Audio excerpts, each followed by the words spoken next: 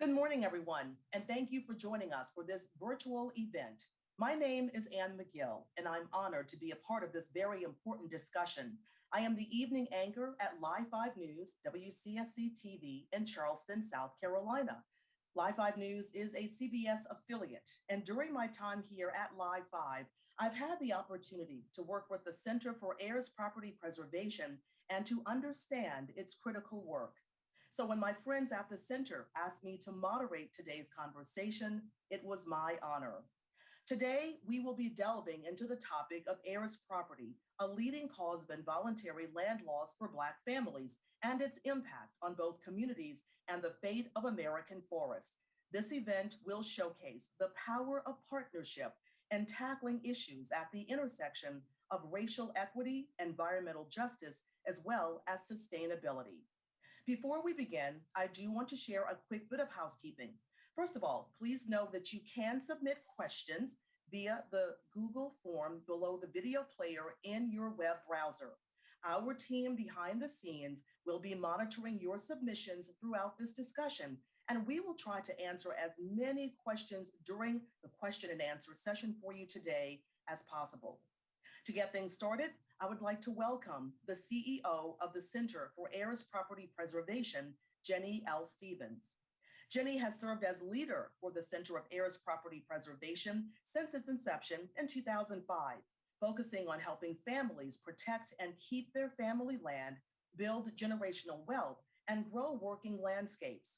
Jenny has worked for more than 25 years in the nonprofit field in such positions as fiscal director at a community action agency, sponsored programs director at a historically Black college, and senior program director at Coastal Community Foundation. Jenny, can you tell us about the initiative launching today and how and why the center is involved?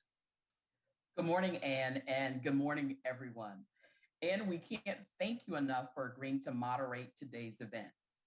The Center for Heirs Property Preservation has been providing education and direct legal services to heirs property owners and historically underserved landowners since its inception in 2005. Heirs property is a form of land ownership that was passed down without a will, so it became owned in common by the multiple family members.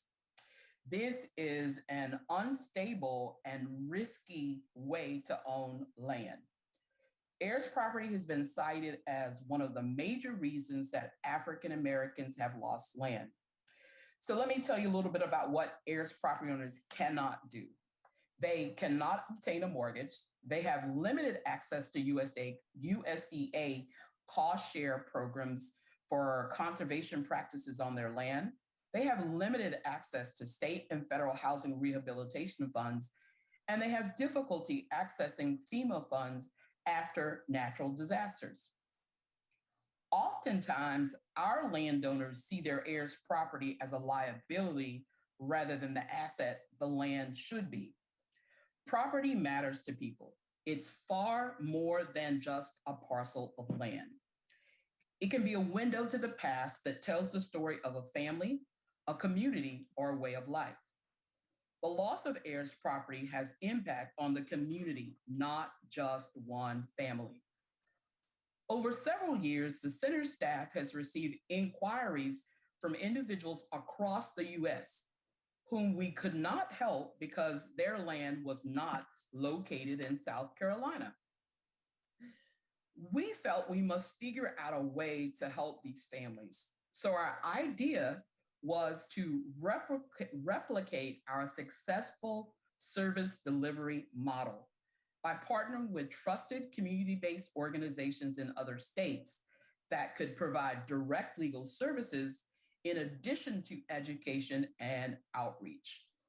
The center's service delivery model consists of preventing the loss and growth of heirs property, resolving title issues to the land, and helping families begin forestry enterprises from which they could build generational wealth while benefiting the environment. The Center for Heirs Property Preservation's leadership was contemplating, where should we go? Because at the heart of the center's work is the building of trust and the rural African American communities where distrust and fear of authority and the legal system is still pervasive. Once trust is established, these communities are open to receiving the education and services that the center provides. Fortuitously, the Center for Heirs Property Preservation, the Mississippi Center for Justice, Kimberly-Clark, and World Wildlife Fund stumbled upon each other and saw the alignment in our work and felt that through partnership, we could all achieve our goals.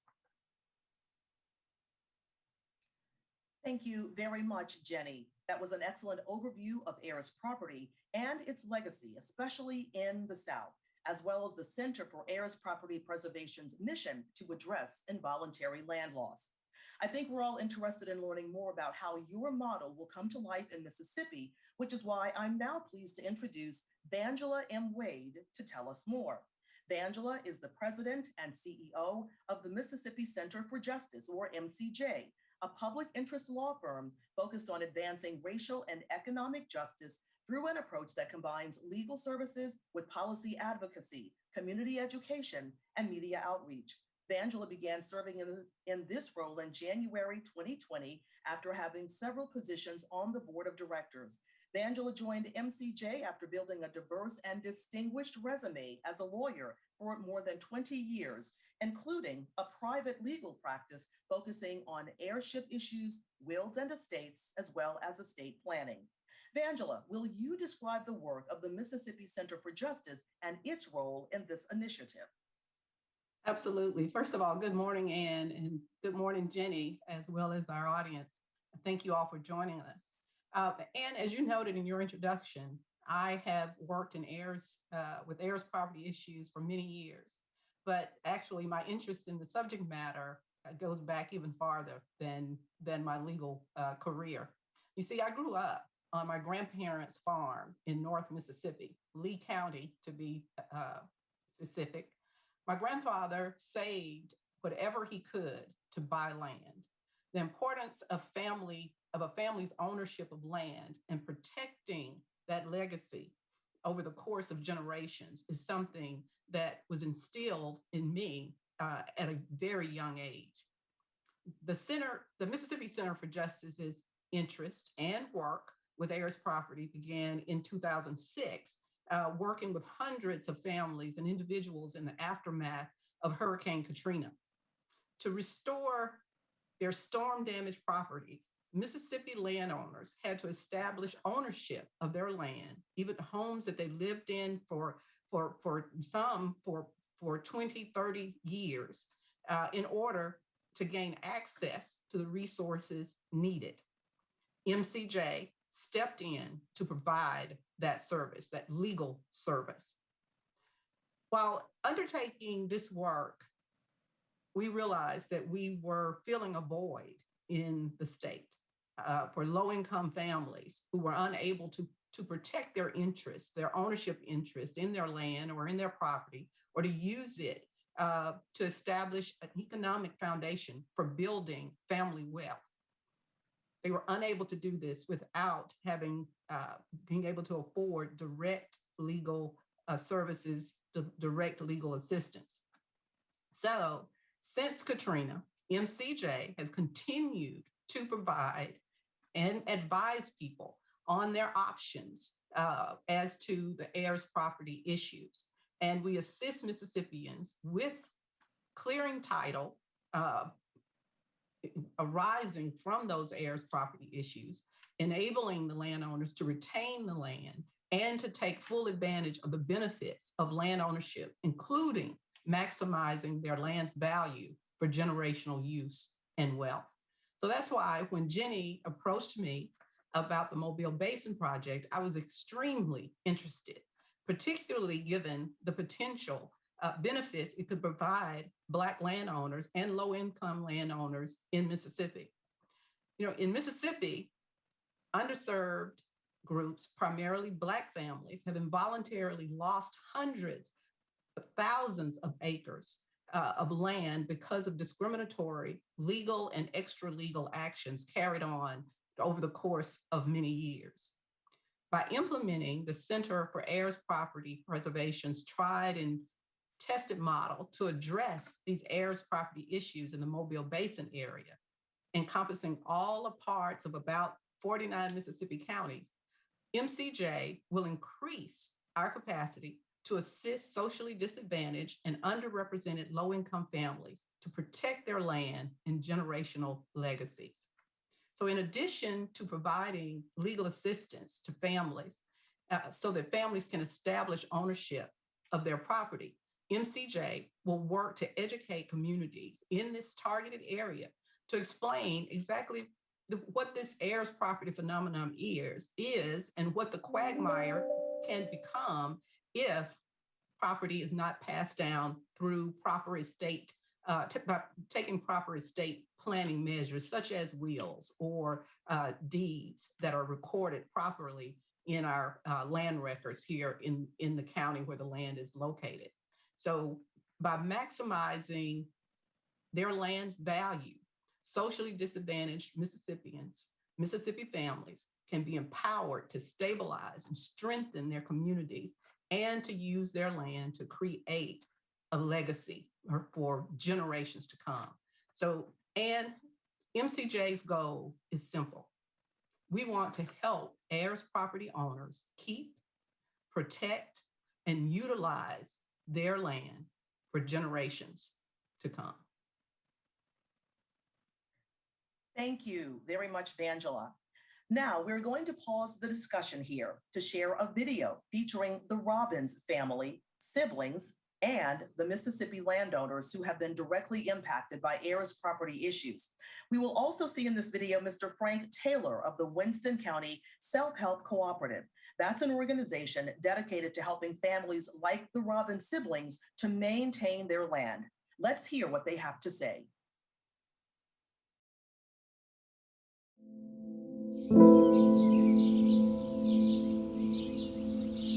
If you got land, you had it made. You could make everything else, but you couldn't make no more land. You can go out and buy a car, you tear it up, they could make another car. But if you got land, you hold on to it. You don't get rid of it, because there's something they can't make no more.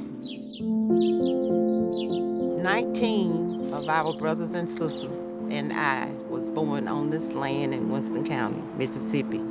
And we were happy. We had 3 meals a day because on a farm, you never run out of food. I also remember and had friends that lived on, that were sharecroppers, you know, and that way it taught me the importance of having your own, because they were working someone else's land and not owning any land. And I was fortunate enough to be married in this church where my father had donated the land to build this church. And I was fortunate to be married in the home place. Yes. Mm-hmm.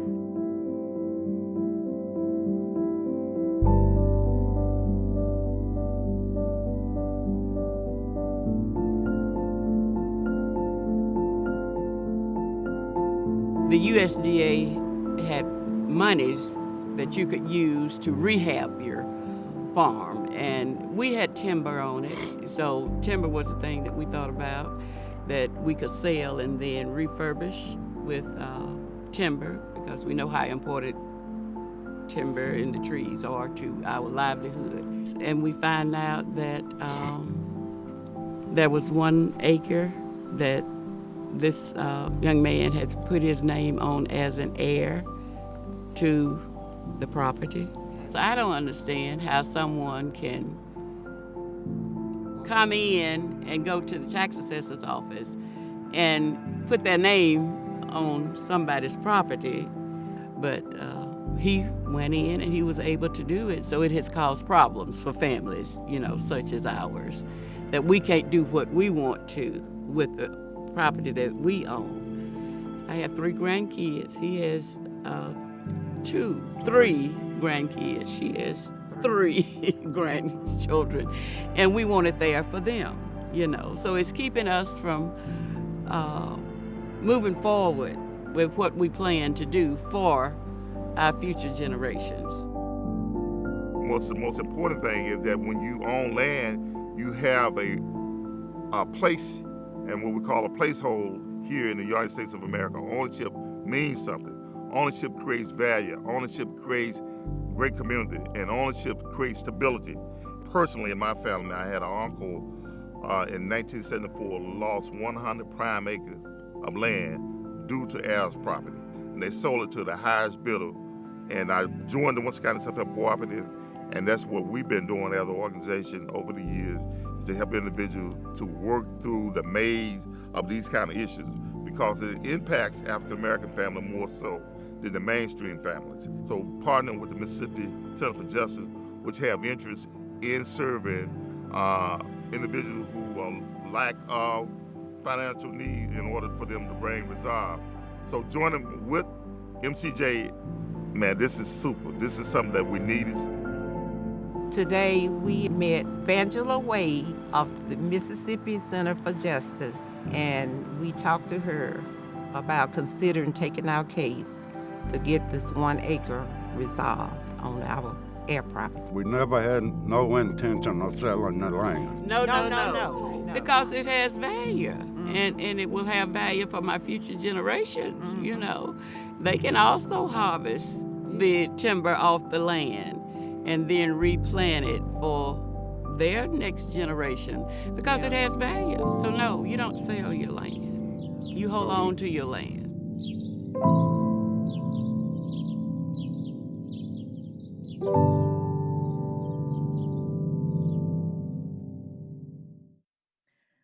I want to thank the Robbins family and Mr. Taylor for allowing us to share their story. It certainly provides a personal, profound perspective of heirs property issues in Mississippi. To continue our program, I'd like to now introduce Carrie Cesario with World Wildlife Fund and Lisa Morden with Kimberly-Clark. Carrie is Senior Vice President for Forest, where she leads a portfolio of strategic initiatives in support and pursuit of WWF's goal to conserve the world's most important forest. As Vice President of Safety, Sustainability, and Occupational Health at Kimberly-Clark, Lisa sits at the intersection of sustainability and the supply chain for the global manufacturer whose essential products include Huggies, Kleenex, Kotex, and Cottonelle. Let's begin with Carrie. Thank you so much, Anne. It's such a privilege to be here with the centers and Kimberly-Clark for this compelling discussion and the official launch of the pilot program in Mississippi. WWF has a deep understanding of the conservation challenges facing forest owners and is dedicated to rights-based approaches.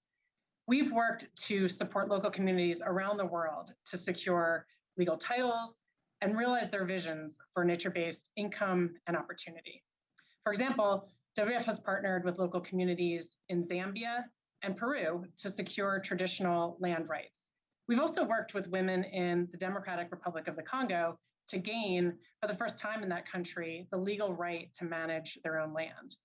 While issues of land tenure have been more prominent in conservation efforts in other parts of the world, they've received less attention in the US.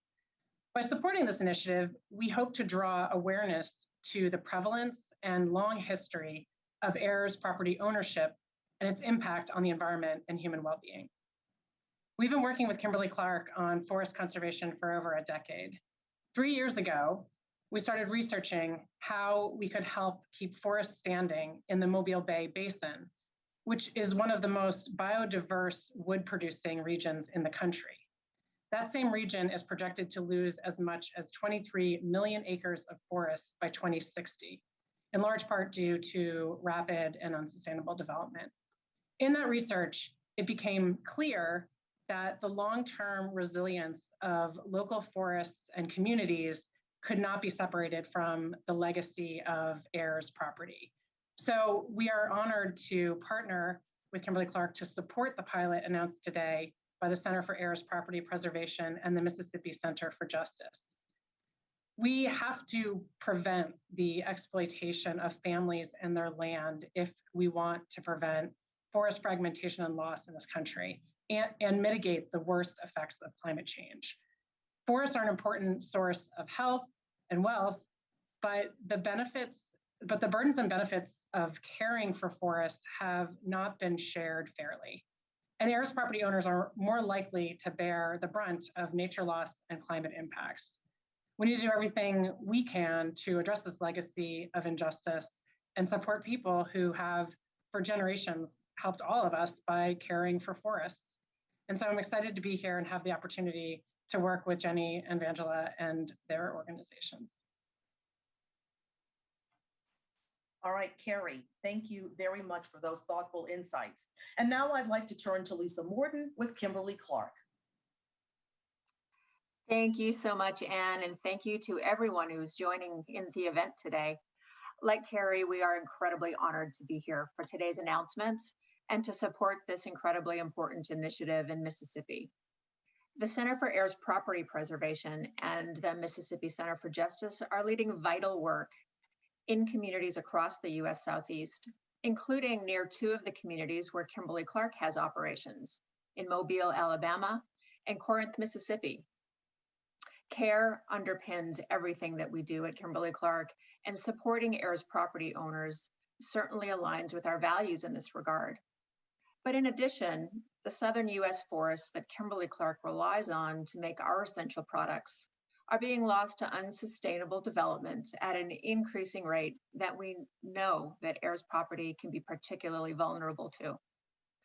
So helping these property owners secure clear title to their ancestral land enables them to protect and care for and benefit from that land, while also enabling the responsible forest management and climate goals of those who may source from them.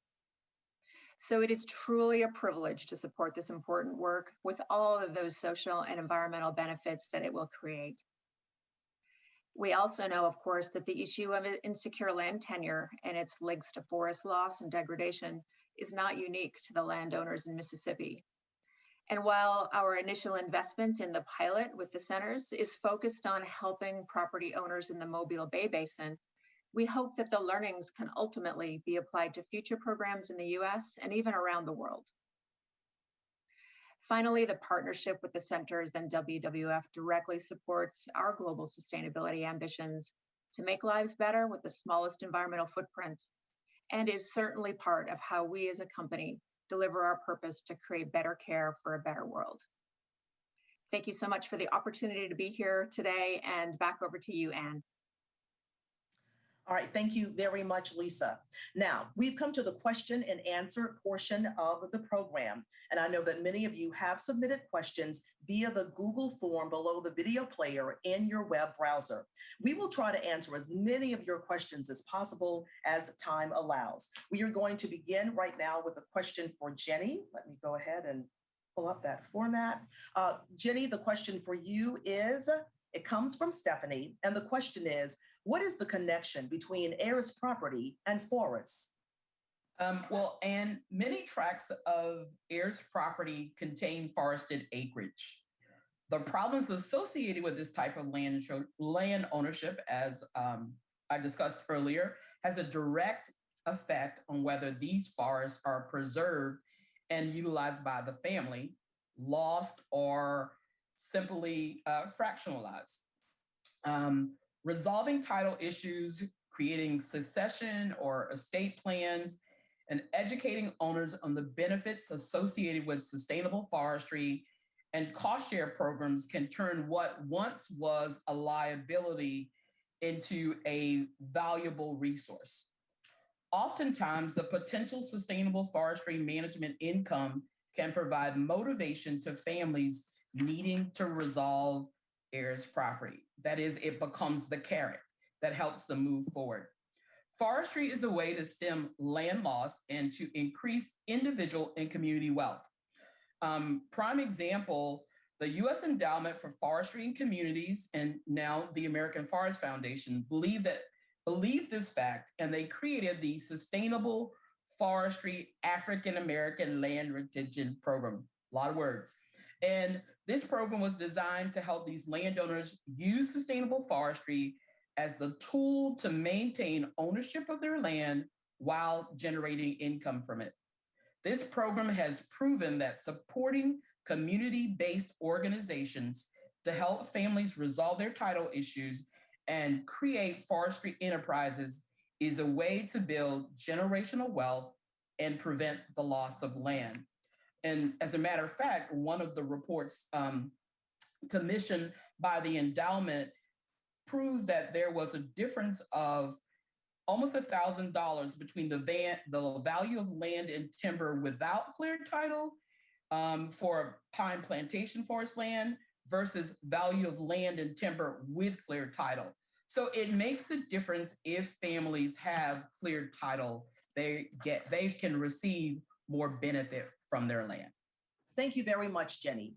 Our next question is for Vangela, and this question comes from Debbie. The question for you, Vangela, is, does this 2-year program come with requirements for the heirs once they do secure the land rights to their property? What does this pilot entail? Thank you so much for that question, Ann and Debbie. Well, for MCJ's purpose in this project is to help dismantle the barriers that have historically impeded underserved groups, underserved landowners that were socially disadvantaged, including farmers, faced when attempting to access available resources, whether it was through the USDA or other resources, even, of course, as we mentioned earlier, resources needed after devastation from a disaster such as Katrina. This project aims to increase public understanding by Mississippi landowners in the Mobile Basin area about heirs property, what it is, how to prevent it, what are the options, how to resolve land title issues that are what we call clouded by heirs property issues. We are going to work with those families and individuals to provide direct legal assistance and education around this issue to help resolve those title issues for qualifying families. And so once we are moved through the legal process and we complete that representation, then those families are able to utilize that land in any way that they deem necessary or appropriate for that particular group of family members. Okay, Vangela, thank you very much. Our next question is going to be for Jenny. Jenny, this question is coming from Bonnie. And the question is, how did the heirs property system get started in the South? And how much land is under heirs property ownership?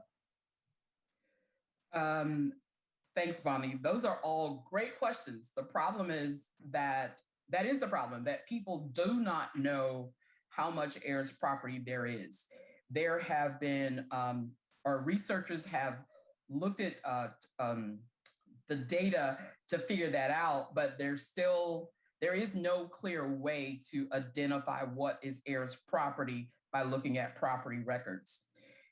Heirs property has thought to have arisen after emancipation, when freed African Americans were able to obtain land, but they either didn't have access to the legal system, or they didn't trust the legal system that existed, and therefore they developed their own way of passing down land.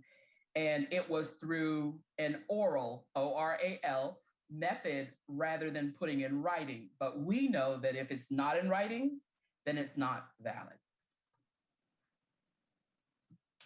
Very good point, Jenny. Thank you very much. Next question is going to be for Vangela. It comes from Alicia. Vangela, the question is there a statute of limitations to establishing rights to heirs property in Mississippi? That's a great question, and thank you, Alicia. As far as I know, and of course I've not had a chance to glance at my statutes this morning, but as far as I know, there's no statute of limitation for establishing your ownership to property, land property in Mississippi. What may occur though is if if someone's sitting on your land, your family's land for who not a family member, but sitting on that land for over 10 years in Mississippi, that could lead to what we call adverse possession.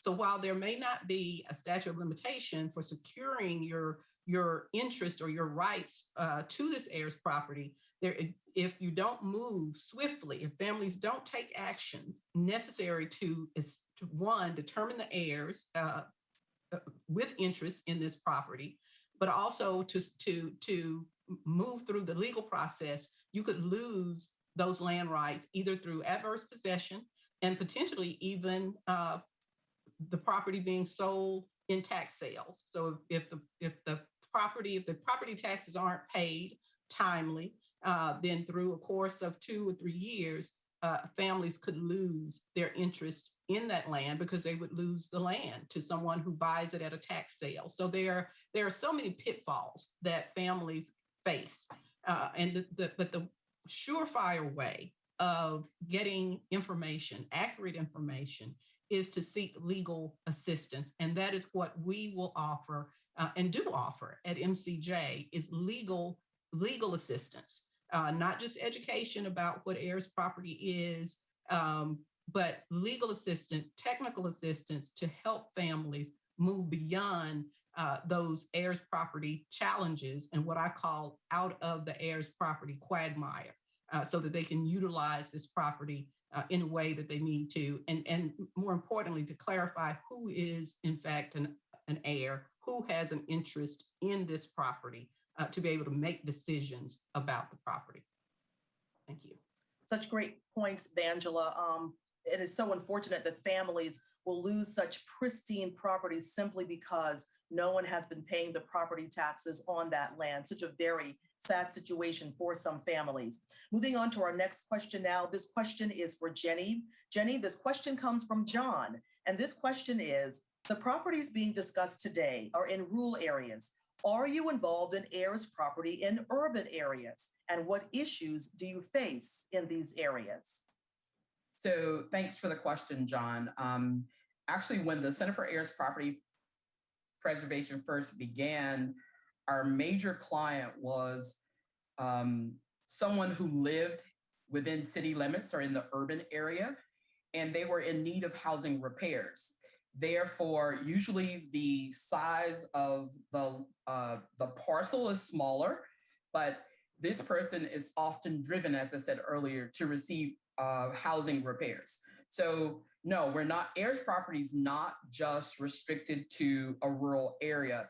As a matter of fact, the Pew Charitable Trust had looked at the city of Philadelphia and how much heirs property there was located within the city. So to reiterate, heirs property is not just a rural issue. All right, thank you, Jenny. Our next question is coming for Carrie and Lisa. This question is coming from Ahmed, and the question is, what are the roles of WWF and Kimberly-Clark in this initiative?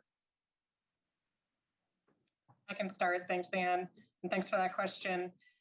The role of WWF is to amplify the stories and the priorities of the partner organizations and the landowners to really elevate this issue, bring it into the conversation about conservation, and to help facilitate greater support and financing for this effort. So over the course of the pilot, we will be looking to recruit additional partners and supporters, and certainly continuing the conversation with all of our corporate partners who source fiber or utilize water from the basin about the links to this issue related to their interest in keeping forests standing in the region.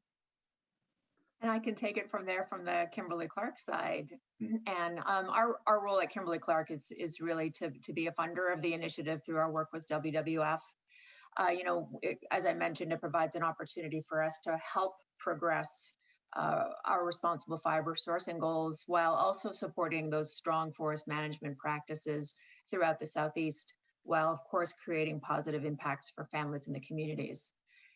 In addition, we are going to use our global platform to amplify the messages and the incredible work of the centers, and to provide some educational information about the issues associated with both heirs property rights and the forest conservation challenges faced in the United States. All right, thank you very much, Lisa and Carrie. Our next question is going to be for Vangela. This question comes from Amy. The question is, do you identify and approach heirs families proactively, or do you wait for them to approach you and ask for assistance in their land matters? Well, Amy, I would say a little bit of both, in that we do provide educational outreach. We work with various community groups. We work with families who contact us through various outreach means to provide educational seminars specifically to their families. And of course, when people are encouraged to contact us either through our website or through our outreach sessions, and that way we can assist people where they need us. So at this point, we are doing a little bit of both. And if there are people who are, our partners, our in the audience today, who are listening to us and hearing this information, if you know of families with heirs property issues, please have them to contact MCJ. And you can contact us through our website at www.mscenterforjustice.org. And we have a landing page or a page there specifically devoted to our heirs property project. All right, thank you very much, Vangela. Our next question is for Carrie. Carrie, this question is coming from Sarah, and the question is, how did this project come about? Yeah, thanks. That's a great question. I liked Jenny's description of us fortuitously stumbling upon one another, because I think we really did luck out in finding the partners to take forward this vision. But at the way that we ended up in that space, that we were able to identify these partners, is that in the long history we've had working with Kimberly-Clark on forest conservation, we've constantly been looking at how to do better, how to do more, how to really be effective in saving the world's forests, saving both working forests as an important conservation tool. And about 3 years ago, in realization that market signals alone, market signals for responsible forest fiber coming from well-managed forests, that in and of itself was not going to keep forests on the landscape. There are just too many competing pressures that we were realizing. And so we wanted to look at one region to really dig in and see what would it take, what could make a difference in really maintaining forest cover. We looked at the Mobile Basin because of the importance from a biodiversity and forest conservation standpoint, and as Lisa has indicated, the relevance to their business.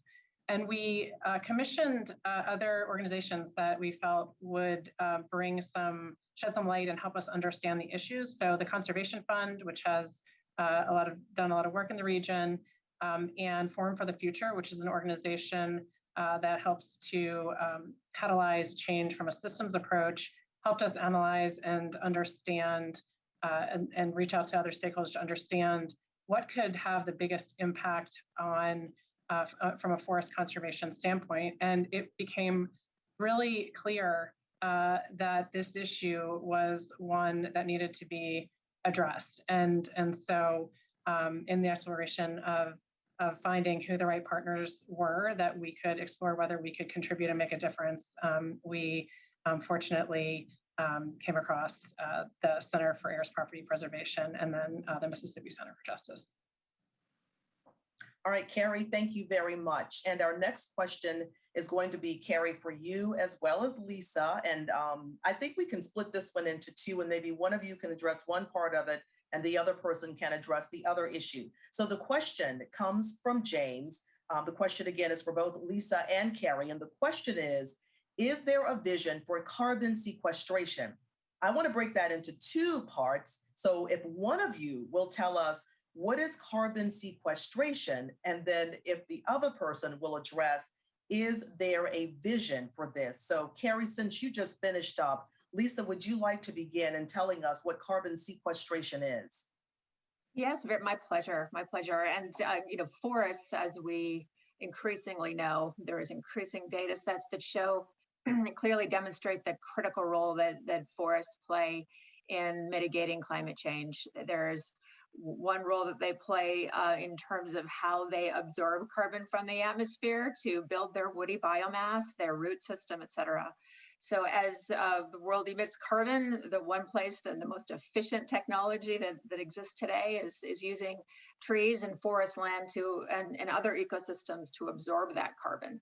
So forests do play a critical role, and as we contemplate the responsible forest management and forest conservation in general, it truly is through the lens of families, of communities, but also through the lens of water protection, climate mitigation, and biodiversity protection as well. All right, thank you very much, Lisa. And Carrie, you get to follow up on that question.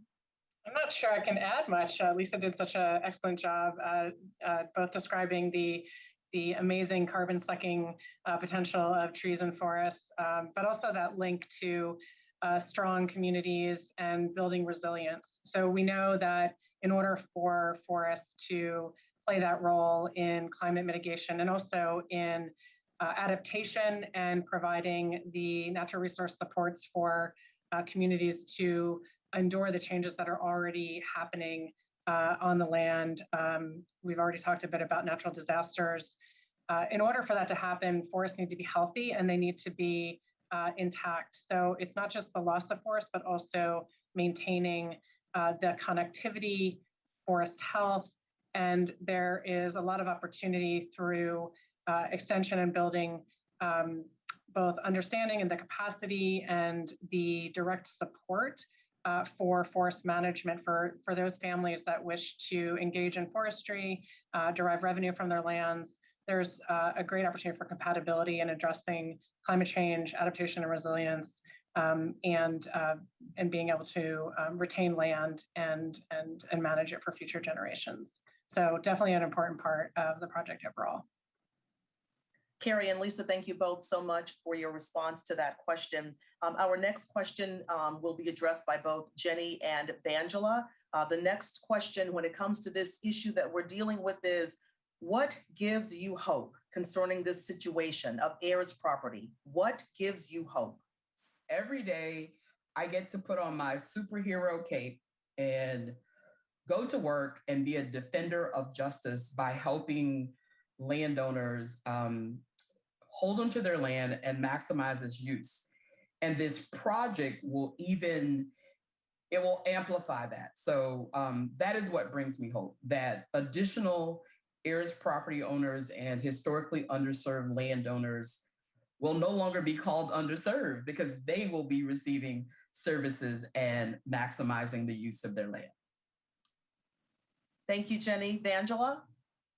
I totally agree, and with Jenny's vision, with her hope, and I would say for MCJ and the people that we know that we are tasked, that we are focused on serving, the hope is that we will be able to not only educate but advocate and uplift, providing legal technical services that will empower families, empower individuals to not only access this property, but use the property. And having that capacity, enlarging our capacity to do this work is what gives me hope in the future, in knowing, as Jenny says, that at some point, the people, the groups that we describe as underserved or socially disadvantaged, particularly as it comes to land ownership and access to resources for which they could use that land,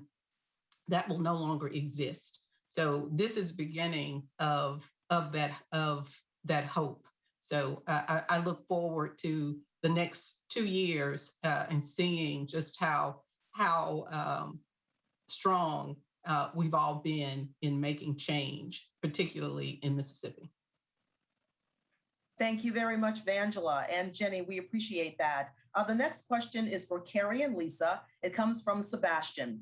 The question is, why is this project focused on the Mobile Bay area of Mississippi? And are there plans to expand the geography? Lisa, would you like to start?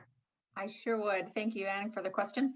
So the Mobile Bay area was relevant to our supply chain. We have some operations that are located in that vicinity, and even some of our supply chain, our suppliers source fiber from within that region. So it was important for us. However, we recognize that some of the work in this initiative, in this pilot, potentially could be expandable and could be extended to other parts of the U.S. Southeast or even beyond. So we really are excited to be participating, to see how the pilot progresses, and to take those learnings and potentially consider how to apply those in other areas in the Southeast and in the world. Good to hear. Carrie? Yeah, I would just add that this is an area that is very important from a conservation standpoint as well. And if we think about it from a biodiversity standpoint, from a standpoint of freshwater, it's really important to conserve this area. And so we do hope that we'll have an opportunity to expand beyond this initial pilot region, and we'll certainly be looking to do that. But the convergence of these issues made it really ideal for pilot testing. All right, thank you very much, Carrie. Our next question is for Vangela. It comes from Aurora. The question is, please tell us more about MCJ's policy advocacy. Are there current bills in the works? And if so, what do they hope to accomplish? Thank you, Aurora, for that question. I'll tell you, at this point, we're not working on any particular or specific policy issues related to heirs property. Last year, we worked collaborated with other advocates in the state to help pass or push, promote and educate people about the Uniform Heirs Property Partition Act, to make sure that families with heirs property are not taken advantage of with regards to the legal process when looking to either partition the property by sale or in kind, which means to basically divide the property based on the numbers of heirs within that family. So that has been a great piece of legislation for Mississippi. One of the advantages or benefits of that particular law now is that the property if the property is to be sold, even amongst the heirs, it is based on the actual market, the market value of that property. Before this law was adopted or put into place this past year, the property could be sold upon the courthouse steps for the highest bidder, and based on the history of that process, that was always some question with regards to whether or not the amounts that were posted for bid were actually fair. So while we don't have anything in our sights right now, we will keep a watch. We will keep abreast of what is going on, and if there are ways to continue educating or look at policy development in this area to help protect our landowners, our heirs property owners, then you can believe that Mississippi Center for Justice will be upfront in that fight. All right, Vangela, thank you very much. This last question is going to be posed to all of our panelists. And I think we will start with Lisa, Carrie, Jenny, and then we will go to Vangela for a final response on this question. This question comes from JFW, and the question is, what is the biggest challenge in getting this project off the ground, and how are you addressing those challenges? Lisa, let's start with you. Sure. The project for us actually goes back several years, as Carrie mentioned, with some work that we were doing with WWF to think about the role that we collectively could play in advancing the world's forests and making positive contributions to the forests and the communities that are dependent upon them. So we've been tackling some of this challenge and doing the exploration work and the research to understand the role that we could play in making those positive contributions. So for us to through that research to discover the work that both centers have been leading and driving for so many years was really a fantastic melding of goals and strategies and objectives. So from our perspective, some of those biggest hurdles about how we can decide how to drive some systemic change in forests to enable them has been one of the hurdles, and we are absolutely thrilled to have discovered the work that both MCJ and the other centers have been driving, and how that can really create some of the systemic change to drive forest management in the future. Very good. Carrie, your turn. Great, thank you.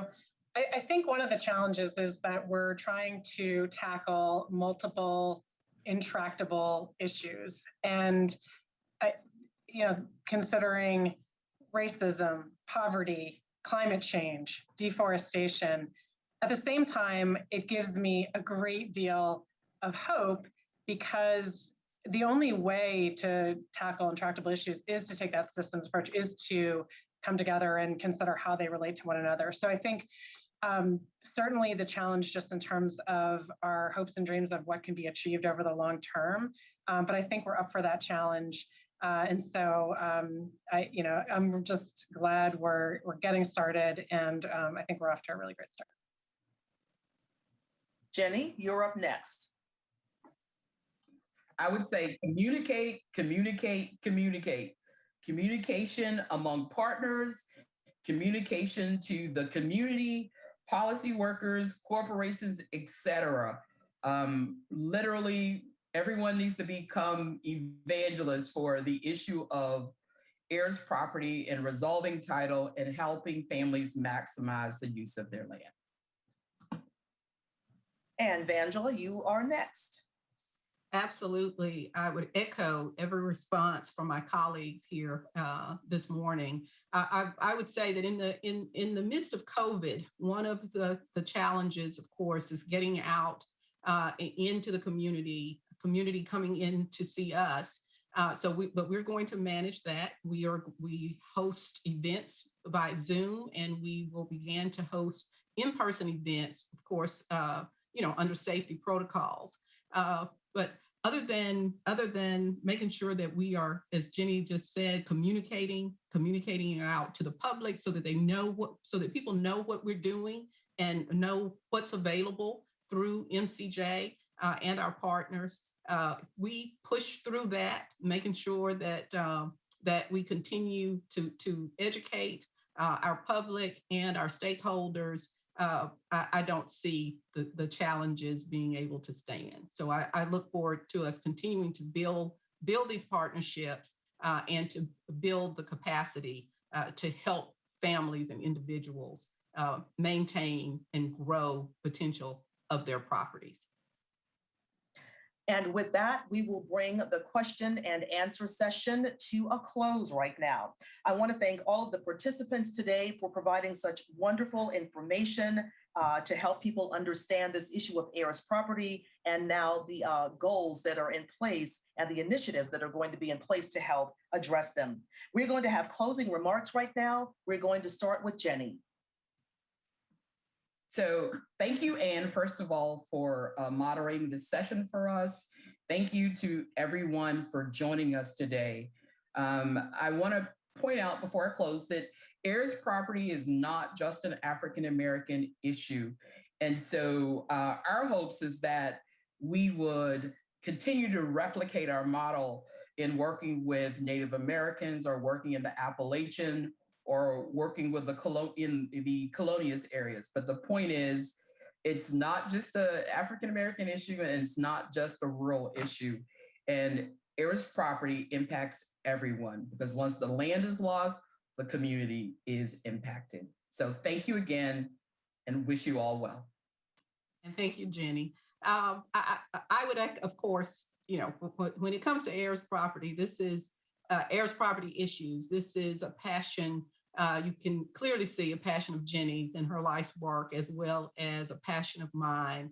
And so I'm looking forward to continuing that partnership and working and implementing the Center for Heirs Property Preservation's model here in Mississippi in the Mobile Basin area. I would also add that while MCJ seeks to offer our services, we, based on the resources, we can only offer those services to families that have limited income resources and who cannot afford private legal assistance. And I would also add, just for the record, that we will also limit that representation to those who can agree on what they want to do, how they want to approach these heirs property issues. We will not be involved in any family disputes as to what is going on with the property or how to control the property. Our goal is to work with those families to secure that ownership interest on the land records, land rolls with the state of Mississippi, to give them access to various resources available, and to do that in a way where they're not faced with an economical barrier. So looking forward to doing that, looking forward to working in the Mobile Basin area in the coming months and years. Thank you all so much. Thanks everyone for being here with us today. Thank you very much, Vangela. And we do want to thank all of our speakers and our panelists. This has certainly been a thought-provoking discussion, and we look forward to following the work of those centers as this pilot gets underway in Mississippi. Thanks to everyone who joined us virtually and who submitted questions. If you would like to learn more, or if you have additional questions for Jenny and Vangela, we will be posting the URLs for both centers here momentarily. Again, we want to thank you so much for joining us. Have a good afternoon, everyone.